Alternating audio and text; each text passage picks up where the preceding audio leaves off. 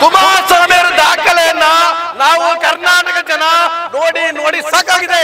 Pen drive ಇದೆ ಅಂತ ತೋರಿಸಿದ್ರು, ಅಸೆಂಬ್ಲಿಯಲ್ಲಿ ತೋರಿಸಿದ್ರು. ಇದ ಕರ್ನಾಟಕದ ಜನ ನೋಡಿದ್ದಾರೆ.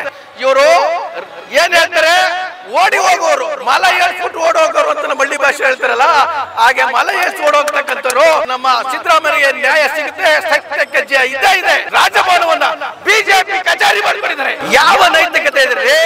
ಯಾವ ನೈತಿಕತೆ ಇದೆ? ಅವರೇ ಪಬ್ಬಲ್ಲಿ ರೆಸಾರ್ಟ್ ಅಲ್ಲಿ ಗಲಾಟೆ ಮಾಡ್ಕೊಂಡ್ರೆ ಅವ್ರಿಗೆ ನೈತಿಕತೆ ಇದೆ?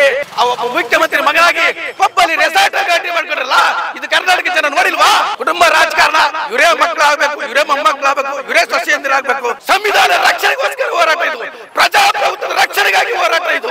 ಯಾವುದೇ ವ್ಯಕ್ತಿ ಪರವಾಗಿ ಹೋರಾಟ ಅಲ್ಲ. ಬೇರೆ ಯಾರು ಅವಕಾಶನೇ ಇಲ್ವಾ? ಶೋಷಿತರು ಅಧಿಕಾರ ಮಾಡೋಕೆ ಇಲ್ವಾ? ಸಿದ್ದರಾಮಯ್ಯರು ಶೋಷಿತ ಸಮಾಜದ ನಾಯಕರು, ಯಾವುದೇ ಒಂದು ಜನಾಂಗದ ಧರ್ಮದ ನಾಯಕ ಅಲ್ಲ. ಇವತ್ತು ಸಿದ್ದರಾಮಯ್ಯರು ವಿಶ್ವ ಮಾನವರಾಗಿ, ಕುವೆಂಪು ಅವರು ಹೇಳಿದ್ದು ಅದರೇ, ವಿಶ್ವ ಮಾನವರಾಗಬೇಕು ಅಂತ. ಅಂಬೇಡ್ಕರ್, ಬಸವಣ್ಣ ಅವರು, ನಾರಾಯಣ ಗುರು, ಶರಣರು, ದಾಸರು ಹೇಳಿದಂತ ನಾಡು ಕಟ್ಟಿದಂತ ನಾಡು.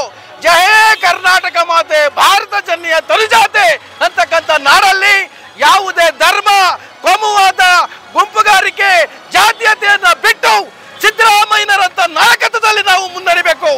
ಏನು ಕರ್ನಾಟಕದಲ್ಲಿ ಬಡ ಜನ ಇದ್ದಾರೆ, ಕಾರ್ಮಿಕರಿದ್ದಾರೆ, ಕೂಲಿ ಕಾರ್ಮಿಕರಿದ್ದಾರೆ, ಶೋಷಿತರಿದ್ದಾರೆ, ಹಿಂದುಳಿದರು, ಅಲ್ಪಸಂಖ್ಯಾತರು ಎಲ್ಲರನ್ನು ಒಟ್ಟಿಗೆ ತಗೊಂಡು ಹೋಗ್ತಕ್ಕಂಥ, ಎಲ್ಲ ಜನಾಂಗವನ್ನು, ಸರ್ವ ಜನಾಂಗವನ್ನು ಒಟ್ಟಿಗೆ ತಗೊಂಡು ಹೋಗ್ತಕ್ಕಂಥ ನಾಯಕ ಕರ್ನಾಟಕದಲ್ಲಿ ಯಾರ್ಯಾರು ಇದ್ರೆ ಅದು ಸಿದ್ದರಾಮಯ್ಯ. ಸಿದ್ದರಾಮಯ್ಯ ಅಂತ ನಾಯಕನನ್ನ ಇವತ್ತು ಶೋಷಿತನ ಅಂತ ಹೇಳಿ ಇವತ್ತು ನೀವು ಹಿಮ್ಮೆಟ್ಟಿಸ್ತಾ ಇದ್ದೀರಾ, ರಾಜಕೀಯ ಶೋಷಣೆ ಮಾಡ್ತಾ ಇದ್ದೀರಾ. ಇದು ಸಾಧ್ಯ ಇಲ್ಲ. ಏನು ಹಿಂದುಳಿದ ವರ್ಗ ಇದೆ, ಏನು ದಲಿತ ಸಮುದಾಯ ಇದೆ, ಏನು ಅಲ್ಪಸಂಖ್ಯಾತರಿದ್ದಾರೆ, ಏನು ಕಾರ್ಮಿಕರಿದ್ದಾರೆ, ಬಡವರಿದ್ದಾರೆ, ರೈತರಿದ್ದಾರೆ, ಅವರೆಲ್ಲರ ಪರವಾಗಿ ಇವತ್ತು ಸಿದ್ದರಾಮಯ್ಯ ನಾಯಕತ್ವದಲ್ಲಿ ನಾವು governor go back governor, go back governor ಅಂತ ಕಳಿಸ್ತಕ್ಕಂಥ ದಿಟ್ಟತನದಲ್ಲಿ ನಾವು ಹೋರಾಟವನ್ನು ಮಾಡ್ತೇವೆ. ಈಗ ಕುಮಾರಸ್ವಾಮಿ ಅವರು ಹೇಳಿದ್ದಾರೆ, ಇನ್ನೂ ದಾಖಲೆ ಇದೆ, ಬಿಡ್ತೀನಿ ಟೈಮ್ ಬಂದಾಗ. ಕುಮಾರಸ್ವಾಮಿಯವರ ದಾಖಲೆಯನ್ನ ನಾವು ಕರ್ನಾಟಕ ಜನ ನೋಡಿ ನೋಡಿ ಸಾಕಾಗಿದೆ.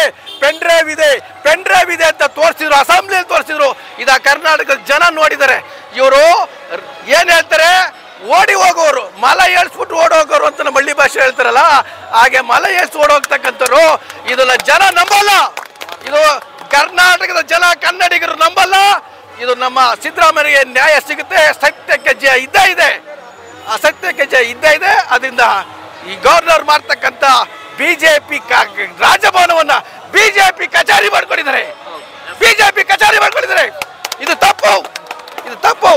ಏನು ಈಗ ನಿಖಿಲ್ ಕುಮಾರಸ್ವಾಮಿ ಅವರು ಕೂಡ ಹೇಳಿದ್ದಾರೆ, ನೈತಿಕತೆಯ ಆಧಾರದಲ್ಲಿ ಸಿದ್ದರಾಮಯ್ಯ ರಾಜೀನಾಮೆ ಮಾಡಬೇಕು. ಯಾವ ನೈತಿಕತೆ ಇದೆ? ಯಾವ ನೈತಿಕತೆ ಇದೆ? ಅವರೇ ಪಬ್ಬಲ್ಲಿ ರೆಸಾರ್ಟ್ ಅಲ್ಲಿ ಗಲಾಟೆ ಮಾಡ್ಕೊಂಡ್ರೆ ಅವ್ರಿಗೆ ನೈತಿಕತೆ ಇದೆ? ಒಬ್ಬ ಮುಖ್ಯಮಂತ್ರಿ ಮಗ ಹೇಗಿರ್ಬೇಕು, ಒಬ್ಬ ಸಾಮಾನ್ಯ ಕೂಲಿ ಕಾರ್ಮಿಕ, ಬಡವ್ರ ಮಕ್ಕಳು ನಾವು ಹೇಗಿರ್ಬೇಕು ನಮಗೆ ಗೊತ್ತು. ಆ ಜನರಲ್ ನಾಲೆಜ್ ಗೊತ್ತು. ಆ ಒಬ್ಬ ಮುಖ್ಯಮಂತ್ರಿ ಮಗನಾಗಿ ಪಬ್ಬಲ್ಲಿ ರೆಸಾರ್ಟ್ ಗಲಾಟೆ ಮಾಡ್ಕೊಂಡ್ರಲ್ಲ, ಇದು ಕರ್ನಾಟಕ ಜನ ನೋಡಿಲ್ವಾ? ಇವ್ರ ನೈತಿಕತೆ ಇದೆಯಾ? ಕುಟುಂಬ ರಾಜಕಾರಣ, ಇವರೇ ಮಕ್ಕಳಾಗಬೇಕು, ಇವರೇ ಮೊಮ್ಮಕ್ಕಳಾಗಬೇಕು, ಇವರೇ ಸೊಸೆಯಂದಿರಾಗಬೇಕು, ಎಲ್ಲ ಇವರೇ ಆಗ್ಬೇಕು ಅಂದ್ರೆ ಬೇರೆ ಎಲ್ಲಿ ಹೋಗ್ಬೇಕು? ಬೇರೆ ಯಾರು ಅವಕಾಶನೇ ಇಲ್ವಾ? ಶೋಷಿತರು ಅಧಿಕಾರ ಮಾಡೋಕೆ ಇಲ್ವಾ? ಬಾಬಾ ಸಾಹೇಬ್ ಅಂಬೇಡ್ಕರ್ ಹೇಳಿದ್ದಾರೆ, ಎಲ್ಲಿವರೆಗೂ ಆರ್ಥಿಕವಾಗಿ, ಸಾಮಾಜಿಕವಾಗಿ ಈ ಜನರಿಗೆ ನ್ಯಾಯ ಸಿಗಲ್ಲ ಅಲ್ಲಿವರೆಗೂ ನಾವು ಮೀಸಲಾತಿ ಇರಬೇಕು ಅಂತ ಹೇಳಿದ್ರೆ, ಮೀಸಲಾತಿ ಪರವಾಗಿ, ಹಿಂದುಳಿದರ ಪರವಾಗಿ, ಸಂವಿಧಾನ ರಕ್ಷಣೆಗೋಸ್ಕರ ಹೋರಾಟ ಇದು, ಪ್ರಜಾಪ್ರಭುತ್ವದ ರಕ್ಷಣೆಗಾಗಿ ಹೋರಾಟ ಇದು. ಯಾವುದೇ ವ್ಯಕ್ತಿ ಪರವಾಗಿ ಹೋರಾಟ ಅಲ್ಲ. ಈಗ ಸಿದ್ದರಾಮಯ್ಯರನ್ನು ಇಳಿಸಿದ್ರೆ ಏನ್ ತೊಂದರೆ ಆಗುತ್ತೆ ಅಂತ ನಿಮ್ಮ ಅನಿಸಿಕೆ? ನಮ್ಮ ಅನಿಸಿಕೆ, ಸಿದ್ದರಾಮಯ್ಯ ಇಳಿಸಿದ್ರೆ ಇದು ಒಂದು ರೀತಿ ಮಾಸ್ ಕ್ರಿಯೇಟ್ ಮಾಡ್ತಾ ಇದ್ದಾರೆ. ಸಂವಿಧಾನವನ್ನ ವೀಕ್ ಮಾಡಲಿಕ್ಕೆ, ಪ್ರಜಾಪ್ರಭುತ್ವವನ್ನು ವೀಕ್ ಮಾಡಲಿಕ್ಕೆ, ಕೂಲಿ ಕಾರ್ಮಿಕರನ್ನ ವೀಕ್ ಮಾಡಲಿಕ್ಕೆ.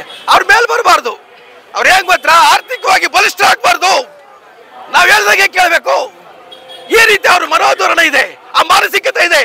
ಆ ಮಾನಸಿಕತೆಯನ್ನು ನಾವೆಲ್ಲ ಹೋಗ್ಲಾಡಿಸಿ ನಾವು ಅಧಿಕಾರ ಮಾಡ್ತೀವಿ, ನಾವು ಶಿಕ್ಷಣವನ್ನು ಪಡಿತೀವಿ, ನಾವು ಅಧಿಕಾರಿಗಳಾಗ್ತೀವಿ ಅಂತಕ್ಕಂಥ ಛಲ ಇವತ್ತು ಸಿದ್ದರಾಮಯ್ಯರು ಧ್ವನಿಯಾಗಿದೆ. ಆ ಧ್ವನಿ ಇವತ್ತು ಬಡ ಜನರಿಗೆ ಧ್ವನಿಯಾಗಿದೆ. ಆ ಧ್ವನಿ ಇವತ್ತು ರಾಜ್ಯದಲ್ಲಿ ಎಲ್ಲ ಕಡೆ ಆ ಧ್ವನಿ ಇದೆ. ಆ ಧ್ವನಿಗಾಗಿ ಹೋರಾಟ, ಸಂವಿಧಾನಕ್ಕಾಗಿ ಹೋರಾಟ, ಪ್ರಜಾಪ್ರಭುತ್ವಕ್ಕಾಗಿ ಹೋರಾಟ ಇದು.